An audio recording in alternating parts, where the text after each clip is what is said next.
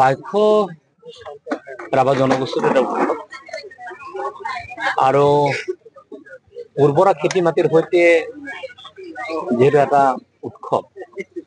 জনগোষ্ঠীটোৱে অতীজৰে পৰা এই উৎসৱটো পালন কৰি আহিছে আৰু লক্ষণীয় কথাটো এটাই যে নিখিল বা ছাত্ৰ সন্থা বা তেখেতসকলৰ জিলা বা আঞ্চলিক সমিতিসমূহৰ উদ্যোগত এই উৎসৱটো জাতীয় উৎসৱটো প্ৰসাৰ আৰু প্ৰচাৰ কৰিবৰ কাৰণে এটা উদ্যোগ গ্ৰহণ কৰিছিল আৰু সেই উদ্যোগ গ্ৰহণ কৰাৰ ফলশ্ৰুতিত আপোনালোকে আজি গম পায় যে য'তে ৰাভা ছাত্ৰ সন্থা আছে য'তে ৰাভা মানুহ আছে তাতে এই পূজা অৰ্চনাটো আজিকালি আৰম্ভ হৈছে বা উৎসৱটো আৰু সেইটো জাতিটোৰ কাৰণে এটা শুভ চিন্তকৰ এটা পৰিচয় গতিকে এই চেগতে সকলোকে আগন্তুক বাক্য উৎসৱৰ কাৰণে মই বহু বহুত শুভেচ্ছা আৰু কৃতজ্ঞতা জ্ঞাপন কৰিছো অভিনন্দন জ্ঞাপন কৰিছো মই আশা প্ৰকাশ কৰিছো যিটো উদ্দেশ্য আগত ৰাখি বিভিন্ন অঞ্চলৰ ৰাভা ছাত্ৰ সন্থা বাক্য পূজা আৰু ইয়াৰ লগত সংগতি ৰাখি বিভিন্ন কাৰ্যসূচী ৰূপায়ণ কৰিবৰ কাৰণে মনস্থ কৰিছে উদযাপন সমিতি কৰিছে সকলো প্ৰকাৰৰ কাৰ্যসূচীতে মই অঞ্চলবাসী ৰাইজক এই অঞ্চলৰ ৰাইজক মই সহায় কামনা কৰিছো তেখেতসকলৰ শাৰীৰিকভাৱে মানসিকভাৱে কায়িকভাৱে আৰ্থিকভাৱে তেখেতসকলৰ সহায় সহযোগিতা নিশ্চয় মই কামনা কৰিছো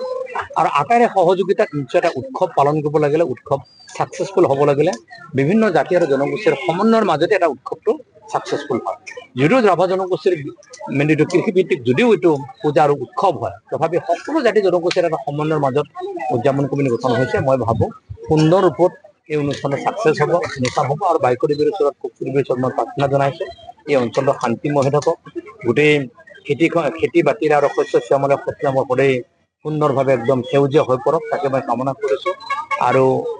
বহল প্ৰসাৰ ভিত্তিত মই সকলো ৰাইজৰ প্ৰতি মোৰ আহ্বান থাকিব এটলিষ্ট আমি ফেষ্টিভেল আছে পালন কৰিব নোৱাৰিলেও যি পূজাটো থাকে সেই পূজাটোক যদি আমি প্ৰত্যেকজন ৰাভা মানুহে প্ৰত্যেকখন গাঁৱলৈকে যদি এইটো প্ৰসাৰ আৰু প্ৰচাৰ হয় এতিয়া জাতিটোৰ চিন্তা জাতিটোৰ পৰিচয় জাতিটোৰ উৎসৱটো সমাজ জীৱনলৈকে যাব পৃথিৱীৰ অসমৰ সমাজ জীৱনলৈকে যাব আৰু পৃথিৱীৰ মঞ্চলৈকে গুচি যাব তেতিয়া এটা জাতিৰ চিনাকিটো প্ৰতিপন্ন হ'ব আৰু সেই আশা ৰাখিয়ে আজিৰ পৰা ২৬ বছৰ আগত দিব্যাংগ ৰাভা ছাত্ৰ সন্থাই আৰম্ভ কৰিছে আজিৰ পৰা যোনটো অতিক্ৰম কৰিছে মই আশা প্ৰকাশ কৰিছো সুন্দৰ হ'ব আৰু ইয়াত স্থায়ীভাৱে আপোনালোকে গম পায় কেন্দ্ৰীয়ভাৱে উদয়পুৰস্থ ৰাভা হাছন বা কাউন্সিল হেডকোৱাৰ্টাৰৰ ওচৰতে ১৫ বিঘাকৈ মাটি ইয়াত আছে আৰু আহি থকা দিনত কেন্দ্ৰীয়ভাৱে তাৰ সমস্ত পূজা অৰ্চনাবিলাক চলিব এবাৰো তাত চলিব মই ভাবো যে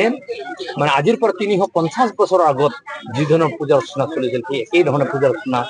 কেনেকে কৰিব পৰা যায় সেই চিন্তা চৰ্চাবিলাক আগত ৰখা হৈছে আৰু মই ভাবো সেই দৃষ্টিভংগীত সকলোৰে সহায় সহযোগিতা আমি পাম আৰু কামনা কৰিম অহা ১১-১২ জুন আঞ্চলিক ৰাভা ছাত্ৰ সন্থাৰ উদ্যোগত আৰু ইয়াত বিভিন্ন সংগঠনৰ সহযোগত ৰাইজৰ সহযোগত যি উৎসৱ পালন কৰি অহা হৈছে এই বছৰ আমাৰ ইয়াতে ২৬তম বছৰৰ উদযাপন হ'ব এই অনুষ্ঠানত সংগতি ৰাখি আমাৰ যিটো পৰম্পৰা ৰাভা জনগোষ্ঠীৰ যিটো পৰম্পৰা বিশেষকৈ আমাৰ বাক্য মানেতো হ'ল এটা আমাৰ সেই ওপৰত এটা জনগোষ্ঠীয় এটা নৃত্যই আছে বাক্য মানে সেই চাথাৰ থাকিব বিভিন্ন জনগোষ্ঠীবিলাকৰ মানে কি আমাৰ ৰাভা জনগোষ্ঠী বিশেষকৈ আমাৰ প্ৰাধান্য দিয়া হৈছে ইয়াতে চাথাৰ কম্পিটিশ্যন থাকিব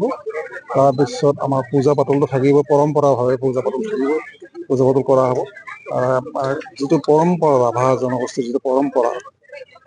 অৰিজিনটো ৰাখিব চেষ্টা কৰা হৈছে গতিকে সেই মানে সময়তে আমি সাজপাৰৰ ওপৰতো থাকিব সেইটো মানে আমাৰ যিটো ৰাচন শ্ৰেণী ধৰাই ৰাচন জনগোষ্ঠীৰ যিটো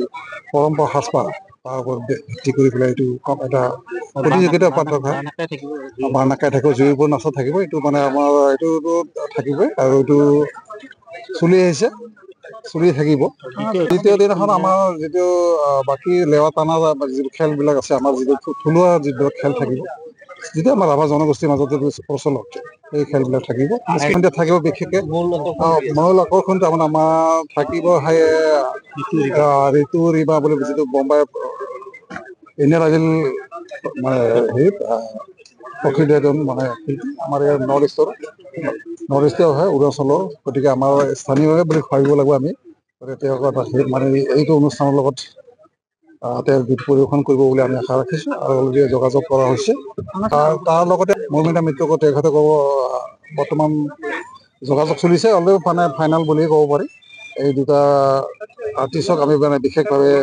ৰাখিছোঁ মানে প্ৰাধান্য দিছোঁ আৰু বিশেষ আকৰ্ষণ এতিয়া এখন বাবে সেইদিনা বাকী আমাৰ থলুৱা যিসকল মানে উঠি অহা চাম থলুৱা মানে শিল্পীকো স্থানীয় শিল্পীক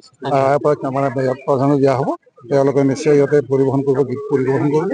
আৰু আমাৰ ইয়াতে চাথাৰ নৃত্যৰ ওপৰত এটা কম্পিটিশ্যন ৰাখিব। বিভিন্ন মানে জেগাৰ পৰা আহি পেলাই ইয়াতে সুন্দৰভাৱে এটা মানে চাথাৰ কম্পিটিশ্যন, চাথাৰ নৃত্যৰ কম্পিটিশ্যন। যিকোনো খবৰৰ বাবে যোগাযোগ কৰক 7099017330 লগতে 7099017110 নম্বৰত।